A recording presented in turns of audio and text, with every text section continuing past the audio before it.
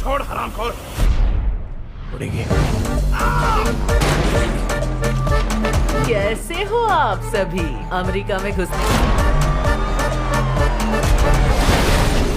तूने अपने जेल जाने का अच्छी तरह इंतजाम कर लिया है। मेक्सिको में यात्रा करने के लिए धन्यवाद। Gringo Hunters Hindi review. क्या ग्रिंगो हंटर्स बनेगा 2025 की सबसे रोमांचक क्राइम ड्रामा?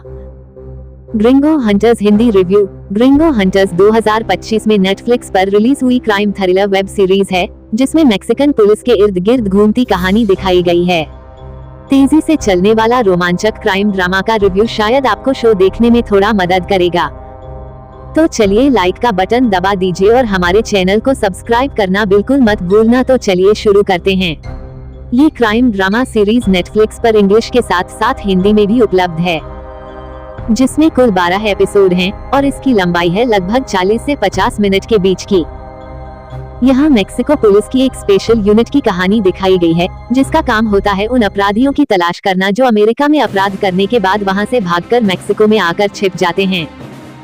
मैक्सिकन पुलिस इस चुनौती को स्वीकार करते हुए ऐसे अपराधियों को पकड़ने में कितनी कामयाब रहती है, यही इस सीरीज में देखने को मिलता है। ये कहानी एक सच्ची घटना से प्रेरित है, जो मैक्सिकन संस्कृति को दिखाने के साथ साथ कुछ हल्के फुल्के हास्य दृश्यों के मिश्रण के रूप में पेश की गई है। हेरोल्ड टोरेस और मायरा हर्मोसिलो सीरीज के दो मुख्य पात्र हैं, जिनकी एक्टिंग इसे और भी प्रभावी बनाती है। यह एक पुलिस प्रोसीजर ड्रामा के रूप में पेश किया गया शो है, जिसमें मैक्सिकन पुलिस की यूनिट हर एपिसोड में अलग अलग अपराधियों को ढूंढकर पकड़ते हुए दिखाई गई है। Positive point. सीरीज के पॉजिटिव पहलुओं की बात करें तो ये काफी रोचक है। शुरुआती 2 से 3 एपिसोड दर्शकों का रुचि विकसित करने में लगते हैं, लेकिन तीसरे एपिसोड तक दर्शकों का ध्यान पूरी तरह से बढ़ जाता है। इसके बाद अंत तक ये सीरीज उत्साह से भरी रहती है और दर्शकों को जोड़े रखने में पूरी तरह कामयाब भी रहती है।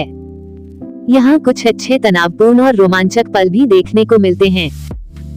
साथ ही पीछा करने और गन फाइट के दृश्य इसे अरब भी प्रभावशाली हैं। शो के 6ठे एपिसोड के बाद कुछ ट्विस्ट भी दिखाए गए हैं। अगर आप अनुभवी दर्शक हैं तो इन ट्विस्ट्स को आसानी से भांप सकते हैं, लेकिन अगर आप इस तरह की सीरीज कम देखते हैं तो यह आपको रोमांच सफर लगेगा। Production quality, colour grading, cinematography और एक्टर्स की एक्टिंग सब कुछ अच्छे स्तर पर हैं। Negative point. शो की कहानी काफी हद तक प्रेडिक्टेबल है, जिसका आसानी से अंदाजा लगाया जा सकता है कि आगे क्या होने वाला है।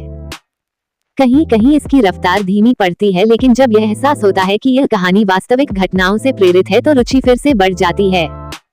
शो की गति एक समान रहती है, साथ ही आसानी से इसके 2 से 3 एपिसोड कम किए जा सकते थे। 12 एपिसोड में ये सीरीज थोड़ी लंबी लगने लगती है। निष्कर्ष।